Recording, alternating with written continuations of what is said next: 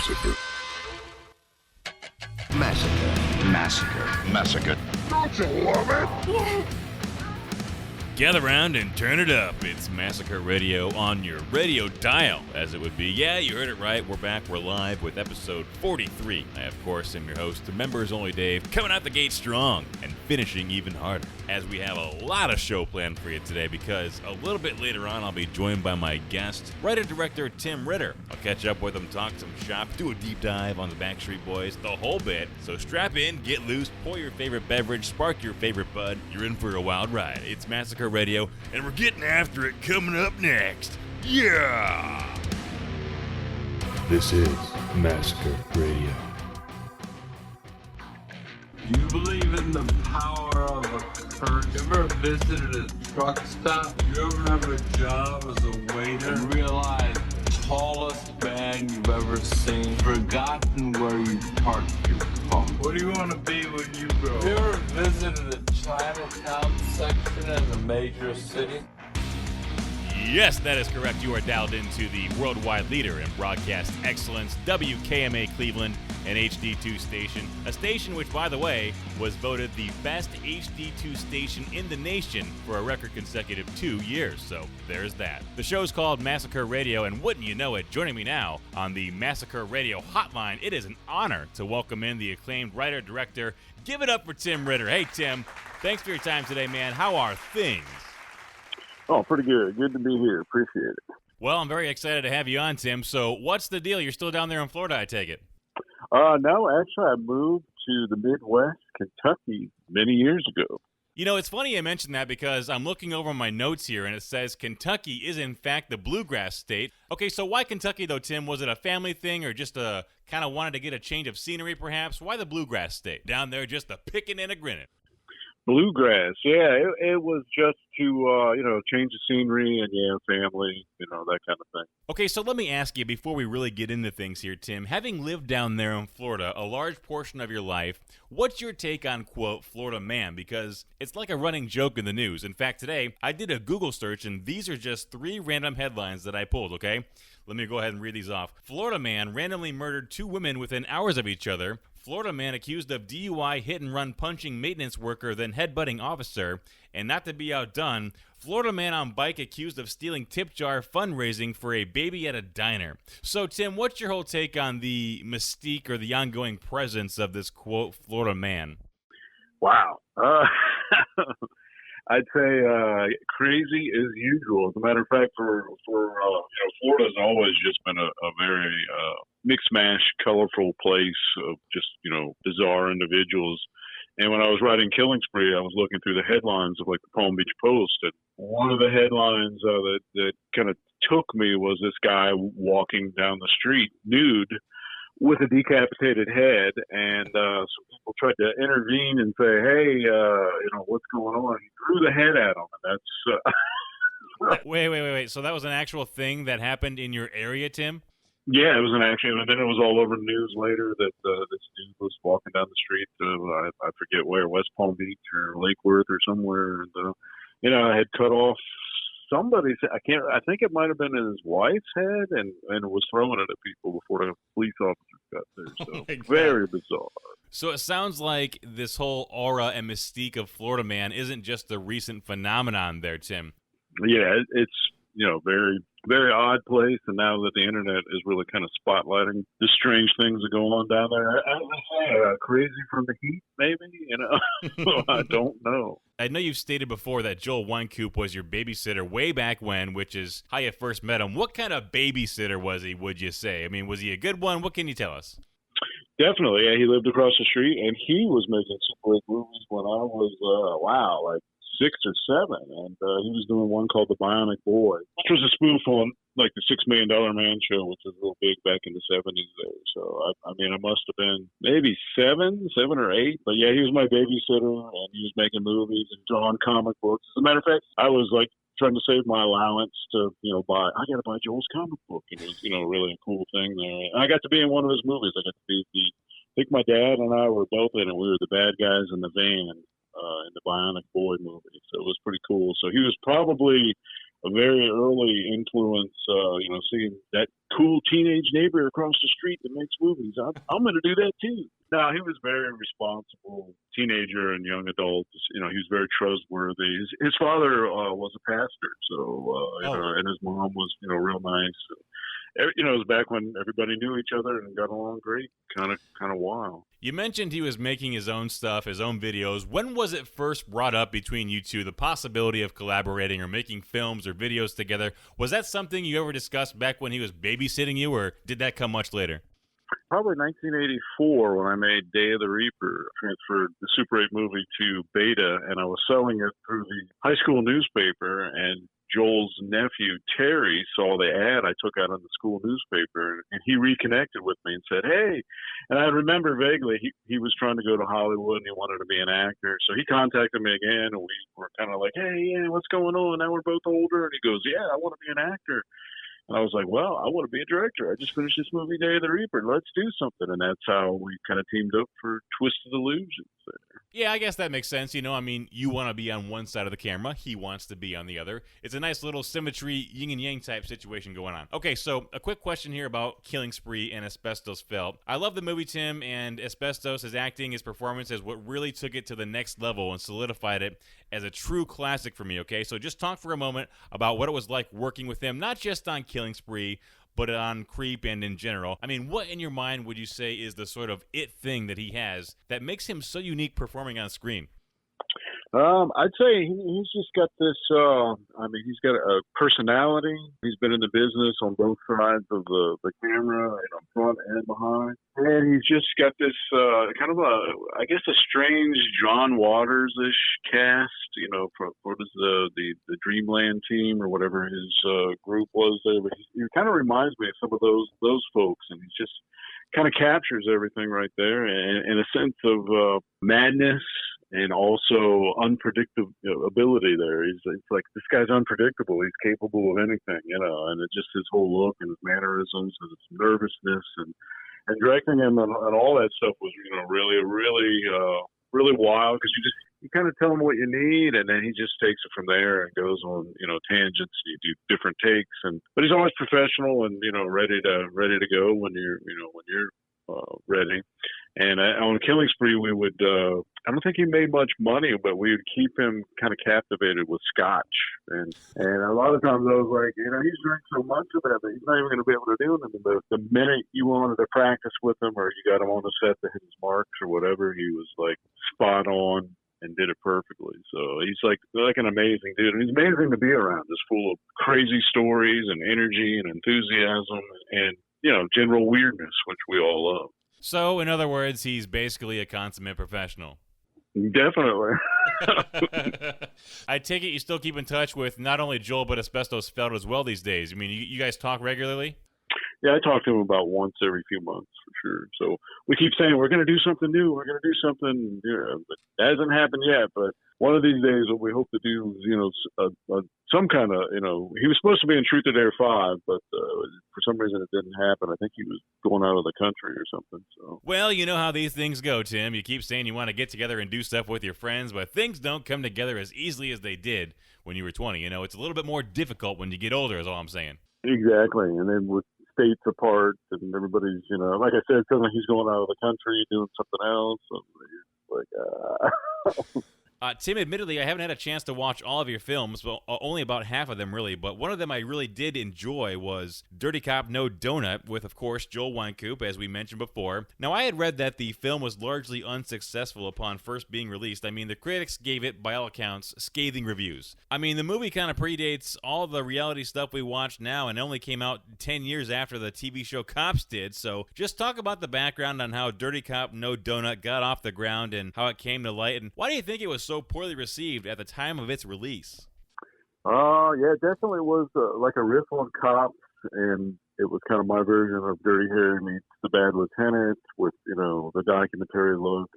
And actually we were making it at the same time that they were making the Blair Witch Project. And when that came out and was so successful, I was like, oh, wow, they did the same kind of thing we did as far as, documentary, shockumentary, cannibal holocaust type of thing, wasn't real big, and I was like, oh, we had a website up, and at first, when we first released it, it was very successful, actually, out of the gate. People were great reviews. We got good feedback from, the genre magazines. And then once we kind of escalated it to more mainstream areas of people like, I think there was a showing at the Den of Sin in New York City or something like that. And wow, from there, and then the TV Guide and all these other places. And then I think Movie Line magazine, they did a big page on that. And they were like, throw this tape across the street, it's junk. And from there, it just kind of torpedoed from, and I always thought, wow, man, movies like Last House on the Left, they thrived on these, these bad reviews. And it just, for me, it would be like, oh, I want to see that. That sounds really, gritty and underground and experimental and whatever. But it had the opposite effect. It was like everybody kind of just shunned it. I don't know why that was, because I thought, again, my version of humor is not, because to me, it's kind of a comedy. And, yeah. I see it the same way. Yes. A lot of people just don't see it as funny. And, and of course now I don't know how it would go with all the, the police stuff that we've had in the last 5 or 10 years. The climate certainly has changed. Yes, and I'm not sure how that would go, but it might be interesting to do a new one and do it with from the phone point of view type of thing. So I don't know how that would go these days at all. But yeah, I don't know why people didn't get it. Certainly some people did and enjoyed it, but then the majority, definitely the people in the mainstream, just did not at all. And the thing about it too here, Tim, is that it almost seems like it's one of those situations where once one bad review gets tossed out there, others jump on and just continue to pile on the negativity, even if they haven't seen the film. It could be, like I said, I don't know. I had always read and experienced that, any publicity was good publicity. And for that one, not so much. But then later, of course, we did have the DVD release, and it did a lot better. And then, of course, on the box set recently, I think both of them were on that, Dirty Cop 1 and 2. Yes. So. Acclaimed writer, director, and all-around cool guy, Tim Ritter is my guest today on Massacre Radio. Okay, I have 2 obvious questions here I just have to get out of the way. It's well known, Tim, that a member of the Backstreet Boys appeared in Truth or Dare: A Critical Madness. He was the kid who slit his wrist with the razor, A.J. McClain. I mean, no joke, I draw my facial hair inspiration from this guy, so it's crazy to think he was in this film. But how or when did you find out the guy from the Backstreet Boys was the same kid who was in your film? Like, how did that piece of information even come to your attention? Did you recognize him from dancing or see him performing on TRL or something with Carson Daly? What happened?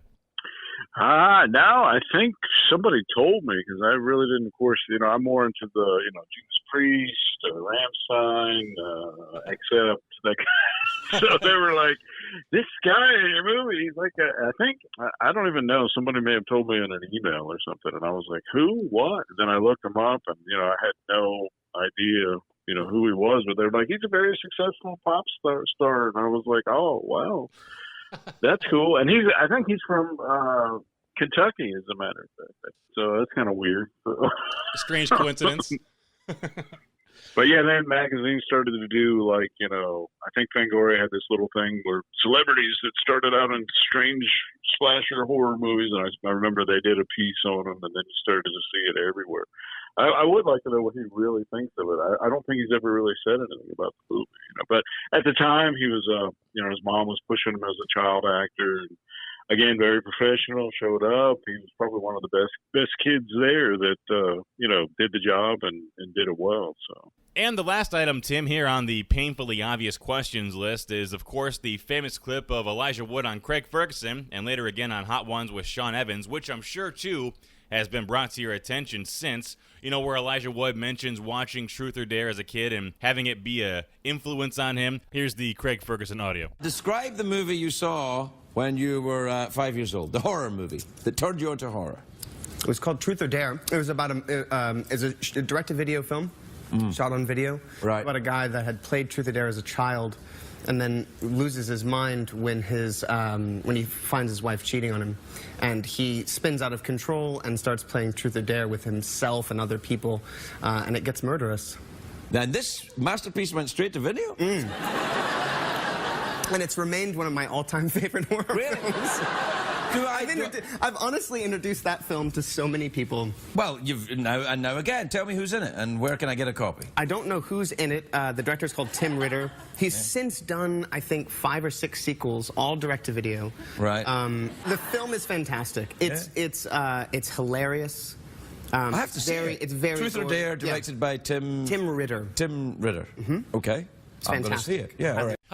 Oh, Craig, you're hilarious. Anyway, Tim, what kind of bump did you and your films receive after he went on national TV and name-dropped both you and your film, Truth or Dare? Did you see a spike in interest in both you and your films after that, would you say? I mean, that had to open you up to an entirely new audience after an appearance like that, no? Oh yeah, definitely. It definitely helps some Truth or Dare sales, and give us a higher level of credibility. He was in like Entertainment Weekly and magazines, and he was still talking about it all over the place in print and ads. So it was really cool and an honor and very unexpected. And truth be known, before Maniac, I didn't even know who he was. So they were like, "Oh, it's the guy from the Lord of the Rings movies." And I was like, "Oh, I haven't seen those." So, but it was really cool. But once I saw Maniac, I knew. I was like, "Oh yeah, this guy's really cool." I mean, I can't beat the original Maniac, of course, but the remake was a pretty good, kind of a spin on it, I thought. Well, Tim, I guess I got to ask, have you had the chance or the opportunity to meet with or speak to Elijah Wood in the years since that clip aired and went viral, or what?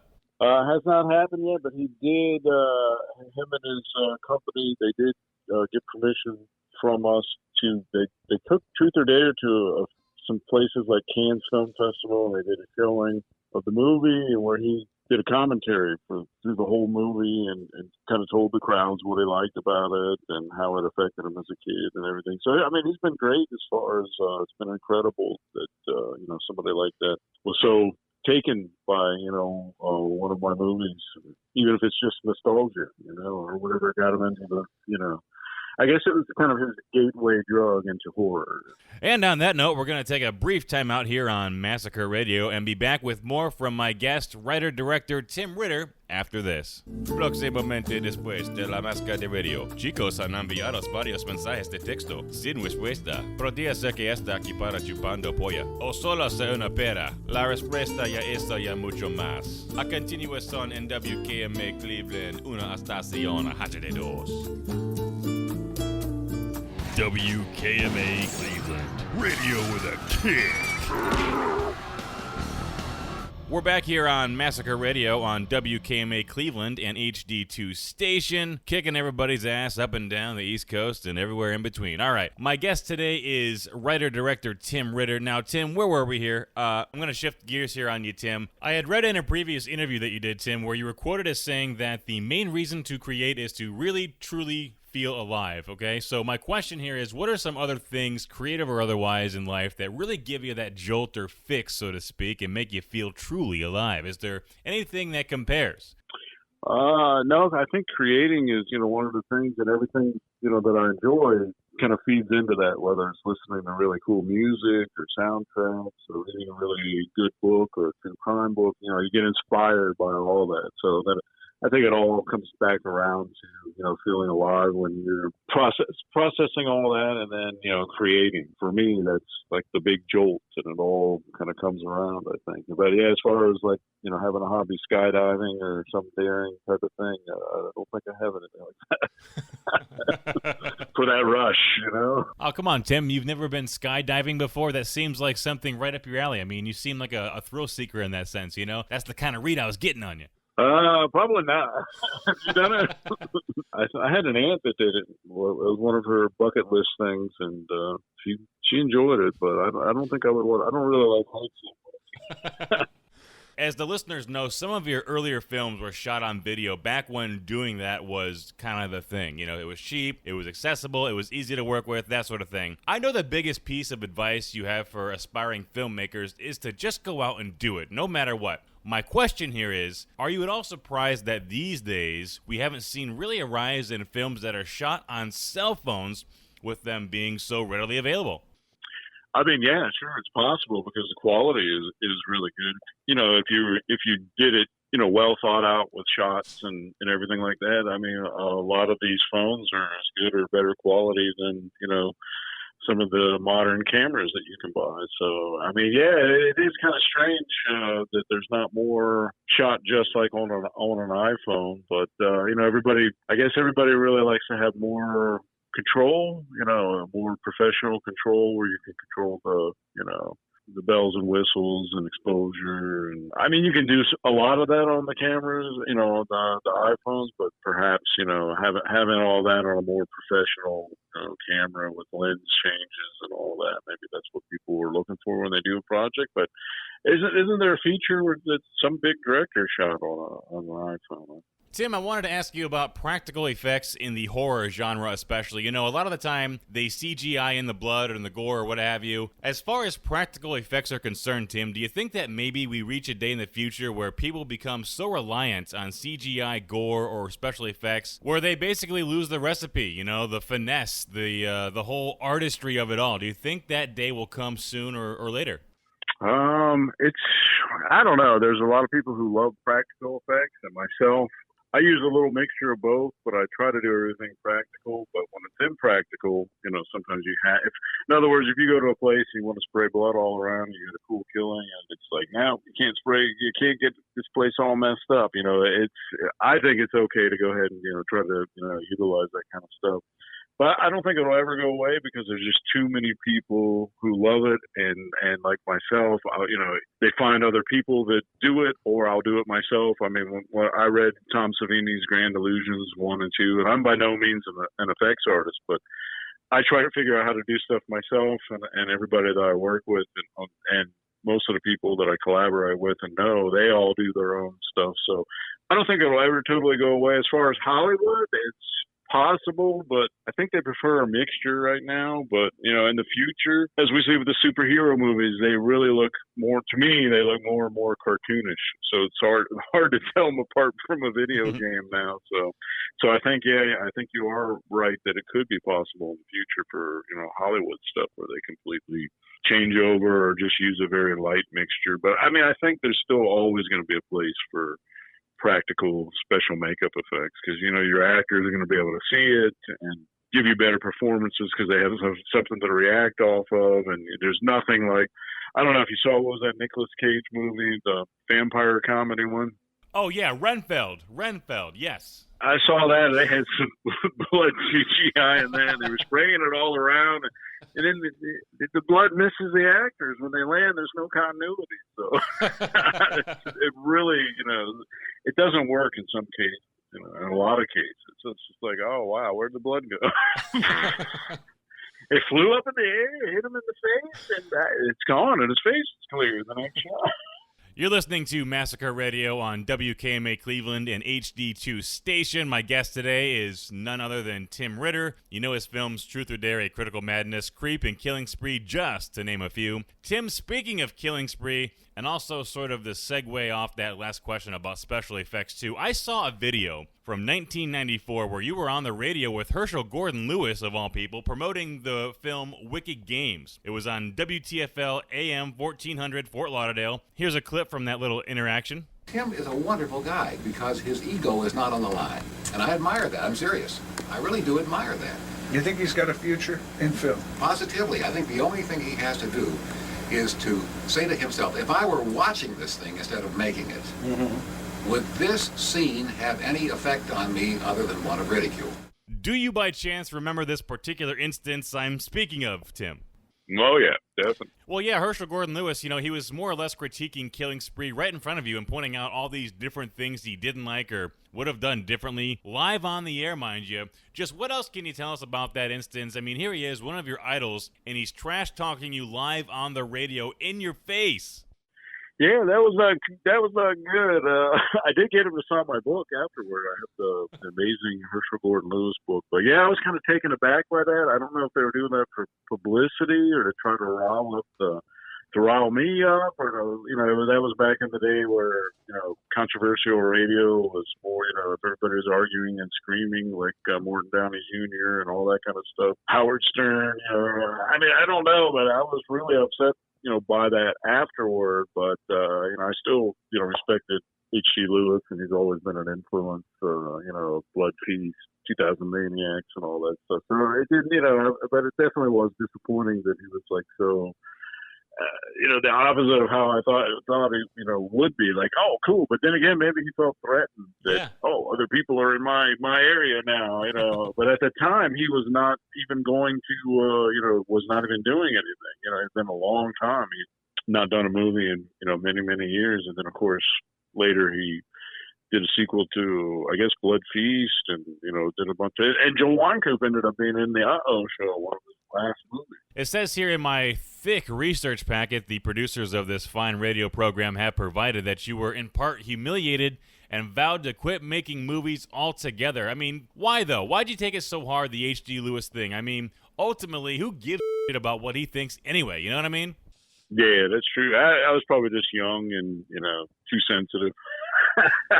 It was triggering, man. Triggering. We use some modern language there. But now I rebounded pretty fast. And like I said, at the end, we shook hands, and I, had him sign my book, and I still have that book and treasure it. So, No, that's awesome. And again, like I said, he may have just been doing that just because he was friends with the radio station guy, and they were trying for ratings or something. So maybe he was like, let's rile this guy up and tell him.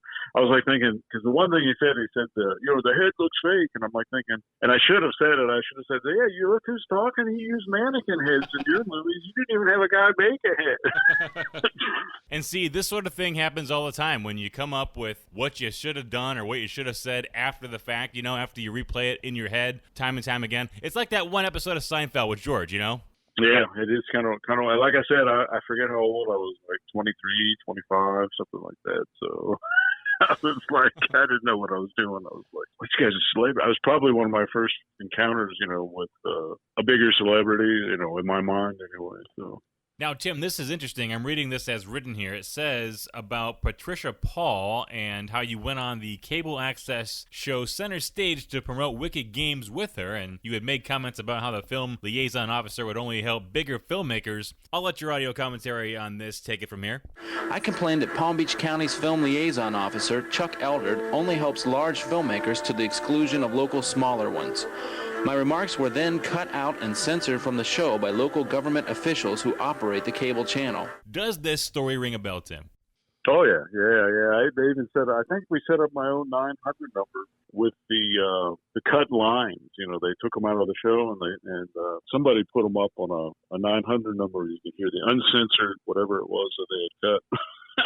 I mean, let's be real here, Tim. Censorship is nothing to joke about. What can you tell us about this incident? Was this the first time you had been censored or anything like that, I take it? No. Definitely my movies have been cut to get into different stores where, you're not allowed to, show nudity or whatever. So, like a dollar store deal, you have to do a PG-13 cut of Creep, that sort of thing. But, that was one where, more in the real world where you actually said something and they censored what you said for no reason. It was just, my opinion that they didn't help us. And they didn't want that kind of bad publicity. And then they turned around and tried to confiscate the footage we shot and saying that we didn't have like a $2 million insurance policy to shoot on the beaches. And then I kind of countered with, well, you're going to charge tourists to do that too. If they, they bring their video cameras to the beach, because I was shooting on High 8 at the time. So it just went kind of round and around. So eventually they wanted to, clear it all up, and I don't know, they just kind of pacified it all, and we ended up shaking hands on television, and nothing really changed. So. Well, just to piggyback off the censorship thing, I got to give the producers of this radio program credit because they are the ones doing the most legwork on this next one, because in my research packet they provided for me, it says here that according to a rock-solid Radical Rewind source who asked not to be named, that your film Killing Spree was censored during a screening a few years back, it says here, at an Alamo Draft House. Now, according to the source, this is the line or portion of the film that was censored and taken out. Here's the clip. I'll play it for you. Here, take your pink faggot hat, you stupid country motherfucker. Tim, what do you know about this incident I speak of, and did you know that they censored your film? Oh, no. I heard through the grapevine that, Because it did play one summer at the Alamo Draft House, so all their theaters went through. It was really wild. They had good crowd show up and everything. I think it was right before COVID hit or somewhere in there. Mm-hmm. So it had to be like 2018, 2019. But yeah, I had heard that, but I didn't know if that was true or not. Well, we'll make up for it because one of the movies I just executive produced called The Emasculator is coming out, and that word is used over and over and over and over. Directed by a good friend of mine, Susanna Kapostasi, and it should be coming out. I think we got a premiere in July, and it should be coming out the next year. So we'll make up for that, man. If not did happen. All right, hang on. Let me go ahead and write that down. Let me get my pen here. The Emasculator. All right, go ahead and check that out. Acclaimed writer-director Tim Ritter is my guest, winding things down here on Massacre Radio. Just a few more questions, and we'll get you on your merry way. I mean, you mentioned The Emasculator. What else can you tell us about some of the other projects you might have on the way here soon? Any more books or literature? I mean, what's the deal there? Well, like I said, I just executive produced a movie that's directed by Susanna Kapostasi called The Emasculator, and it's kind of a throwback to gore erotica creep with a little bit of Rolling Thunder mixed. And she's a cool new shot on video horror director that just really loves the old retro type stuff, and I think it's going to be a really cool movie. And we're also working on Twisted Illusions 3, and for a more modern spin on things, of course, Sharks of the Corn is available on Amazon Prime. I did that movie for SRS Cinema. Lots in the works, and as far as a new book, I have a couple that I'm thinking about. I would like to do another novel or two, keep that going a little bit. The website, of course, is timritter.com. Where else can the good folks listening at home find you on the internet? Oh, yeah, Facebook. Yeah, I'm on there. Just movie maker Tim Ritter. You should be able to find me on there. And there's a link on the timritter.com website. So. All right, so go check that out. Tim, is there anything else you'd like to add before we get you out of here for the day? No, I mean, I hope everybody just keeps watching the movies, and always appreciate the support, however you see them, whether it's streaming or buying a Blu-ray. I think that about says it all. Hey, writer-director Tim Ritter has been my guest today. Thanks again for your time today, Tim, and all the best to you and yours. Hope things go well for you down in Kentucky. You take care now. All right. Thank you very much. Appreciate everything. Massacre.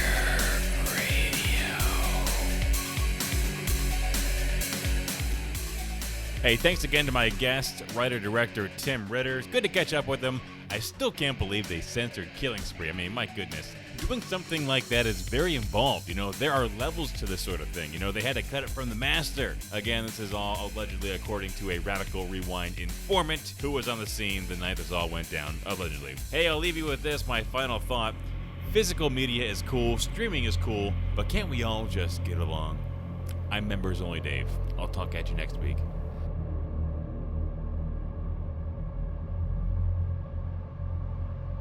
Hey, that's quite a hat you got there, partner. Where'd you get that? Shit, I had this a long time.